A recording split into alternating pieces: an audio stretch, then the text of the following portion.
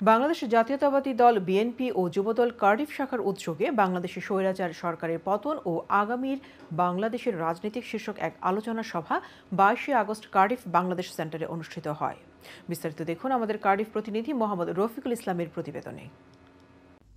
বাংলাদেশের বিপন্ন গণতন্ত্রকে পুনরুদ্ধার করতে ও রাষ্ট্র সংস্কারে বিএনপির বর্তমান এবং ভবিষ্যৎ করণীয় কর্মপন্থা নিয়ে বাংলাদেশ জাতীয়তাবাদী দল বিএনপি ও যুবদল কার্ডিফ শাখার উদ্যোগে বাংলাদেশের স্বৈরাচার সরকারের পতন ও আগামীর বাংলাদেশ রাজনীতি শীর্ষক এক আলোচনা সভা 22শে আগস্ট কার্ডিফ বাংলাদেশ সেন্টারে অনুষ্ঠিত হয়। যুক্তরাজ্য বিএনপির সহ সাধারণ সম্পাদক কার্ডিফ বিএনপির সাবেক সভাপতি মোস্তফা সালেহ লিটনের সভাপতিত্বে ও সাবেক সাধারণ সম্পাদক মোহাম্মদ রফিকুল ইসলামের পরিচালনায় প্রধান অতিথি হিসেবে উপস্থিত ছিলেন মৌলভীবাজার জেলা বিএনপির সহসভাপতি বদরুল আলম। তিনি বলেন, দেশ পুনর্নির্মাণে দলমত নির্বিশেষে সবাইকে ঐক্যবদ্ধ হয়ে কাজ করতে হবে এবং বিএনপিকে এক্ষেত্রে অগ্রগামী ভূমিকা পালন করতে হবে। প্রধান বক্তার বক্তব্যে মৌলভীবাজার জেলা বিএনপির সাংগঠনিক সম্পাদক বকশী মিসবাউর রহমান বলেন, স্বৈরাচারের দলীয়করণের কাঠামো ভেঙে দিয়ে আদর্শবান সৎ যোগ্য নেতৃত্বে দেশ পরিচালনা করতে এবং জনগণকে ভোটাধিকার ফিরিয়ে দিতে বিএনপি ছাত্র জনতার পাশে থাকবে।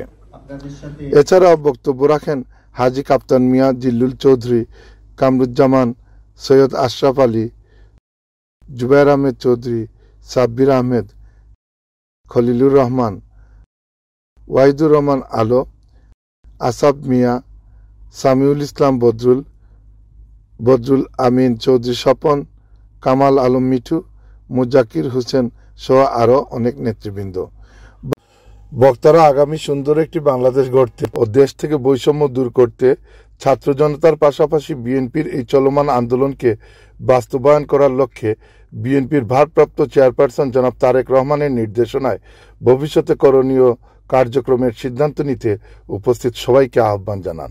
পরিশেষে বিএনপির চেয়ারপারসন বেগম খালেদা জিয়ার সুস্থতা কামনা করে ও স্বৈরাচার সরকারের পতনে নিহত সকল শহীদের আত্মার মাগফিরাত কামনা করে দোয়া পরিচালনা করেন মৌলানা শেখ ফজলুর রহমান।